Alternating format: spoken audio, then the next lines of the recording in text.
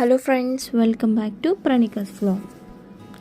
నేను ఇప్పుడు రొయ్యలతో పాస్తా ఎలా చేసుకోవాలో ఈ వీడియోలో నేను చేసి చూపిస్తాను. చాలా రుచిగా ఉంటుంది. చిన్నపిల్లలు ఎవరైనా ఉంటే బ్రేక్ఫాస్ట్గా కూడా చేసి పెట్టండి, చాలా ఇష్టంగా తింటారు. ముందుగా దీనికోసం నేను స్టవ్ వెలిగించి ఒక గిన్నె పెట్టుకొని అందులో కొద్దిగా ఆయిల్ వేసుకున్నాను. దాని తర్వాత రుచికి సరిపడా సాల్ట్ వేసుకొని వాటిల్ని కొంచెం ఉడికేంత వరకు మనకి మెత్తగా ఇలా ప్రెస్ చేస్తే మెత్తగా అవ్వాలన్నమాట. మనకి తెలిసిపోతుంది ఉడికేంత వరకు. చూపిస్తున్నాను కదా ఫ్రెండ్స్, అలాగా నేను చేతితో పట్టుకున్నాను కదా, అలా ఉడికిన తర్వాత ఉడికిన వాటిని వాటర్ ఉంపేసి ఇట్లా ప్లేట్లో తీసుకున్నాను. దాని తర్వాత ఒక గిన్నె పెట్టుకొని ఇలా ఒక 5 రొయ్యలు తీసుకున్నాను అనమాట. వాటిని కొద్దిగా ఉడకబెట్టుకోవాలి.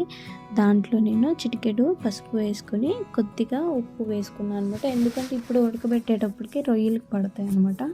చూపిస్తున్నాను కదా, అలా వేసుకొని మనకి రొయ్యలన్నీ వాటర్ అంతా అయిపోయాక ఇంకా ఉడకలేదు అంటే నేను కొద్దిగా వాటర్ యాడ్ చేశాను. మీరు కూడా చూసుకోండి, ఎందుకంటే స్మెల్ పోయాలి కదా.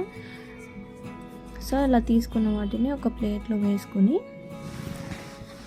డైరెక్ట్గా వేయకుండా నేను చిన్నగా చూపిస్తున్నా కదా, అలాగా చిన్నగా ముక్కలుగా చేసుకున్నాను. అలా చేసుకోవడం వల్ల టేస్ట్గా ఉంటుంది. స్టవ్ వెలిగించి కొద్దిగా ఆయిల్ వేసుకొని దాంట్లో ఉల్లిపాయలు, పచ్చిమిర్చి, కొత్తిమీర, కరివేపాకు వేసుకొని మనకి బ్రౌన్ కలర్ వచ్చేంత వరకు నేను ఫ్రై చేసుకున్నాను. చేసుకున్న తర్వాత కొద్దిగా రొయ్యలు వేసి ఫ్రై చేశాను అనమాట. ఉడకబెట్టుకున్న పాస్తా ఉన్నాయి కదా, వాటిని కూడా వేసాను అనమాట. వేసి కలుపుకున్న తర్వాత ఒక 2 minutes అలా ఉంచాను. దాని తర్వాత పాస్తా మసాలా మనకి బయట కూడా దొరుకుతుంది, అది యాడ్ చేశాను. 2 ప్యాకెట్స్ యాడ్ చేశాను. పాస్తా మసాలా వేస్తే చాలా టేస్ట్గా ఉంటుంది కదా, సో దానికోసం 2 వేసాను.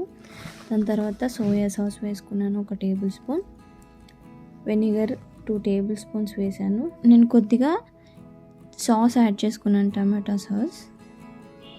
మీకు కావాలంటే యాడ్ చేసుకోండి, బట్ టమాటా సాస్ వేస్తే టేస్ట్గా ఉంటుంది. దాని తర్వాత కొత్తిమీర అలా వేసి గార్నిష్ చేసుకొని అలా పిల్లలకి పెట్టారంటే ఎంతో ఇష్టంగా తింటారు ఫ్రెండ్స్. మీరు కూడా ఒకసారి ట్రై చేసి ఎలా ఉందో కామెంట్ చేయడం మాత్రం మర్చిపోకండి. అండ్ లైక్, షేర్, సబ్స్క్రైబ్ చేయడం మాత్రం కూడా మర్చిపోకండి.